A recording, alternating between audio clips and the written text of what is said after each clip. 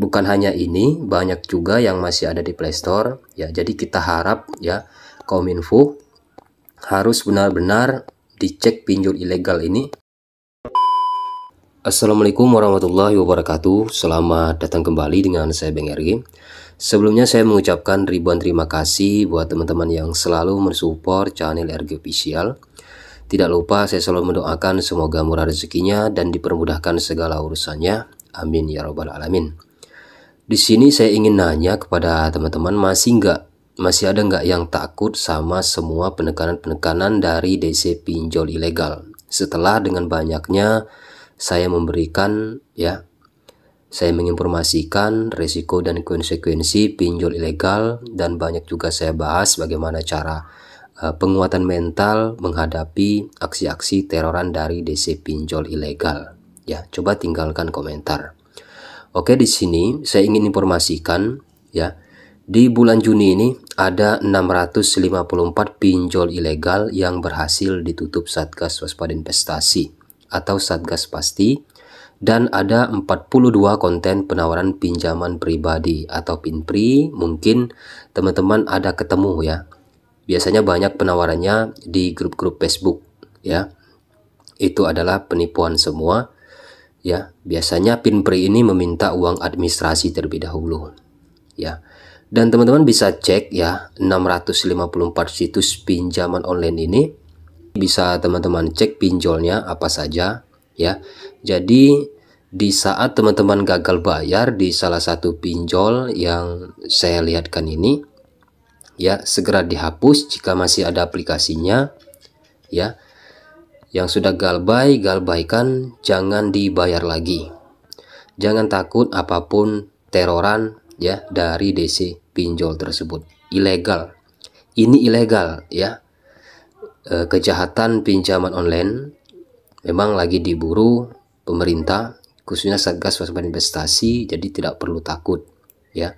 Masalah di lapangan tidak ada ya, karena ini pinjol tidak berizin, tidak akan pernah ada di lapangan.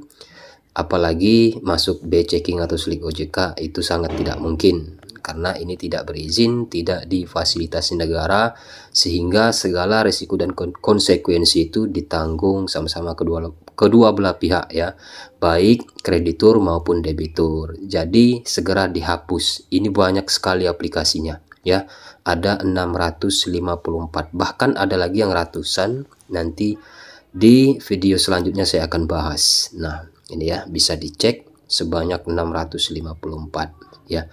Teman-teman mau ngecek selengkapnya, nanti saya cantumkan linknya di bawah deskripsi video di bawah ini. Silahkan cek ya. Ini banyak, coba kita lihat ya. Di Play Store juga masih ada.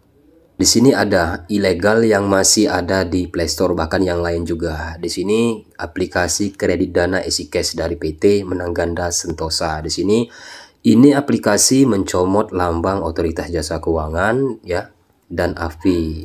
Ya, ini ya cara-cara mereka untuk mengelabui masyarakat Indonesia, bahwa ya ketika ya ada teman kita yang nggak tahu yang mana legal dan mana yang ilegal, dengan mudahnya menginstal dan mengizinkan perizinan akses aplikasi ya.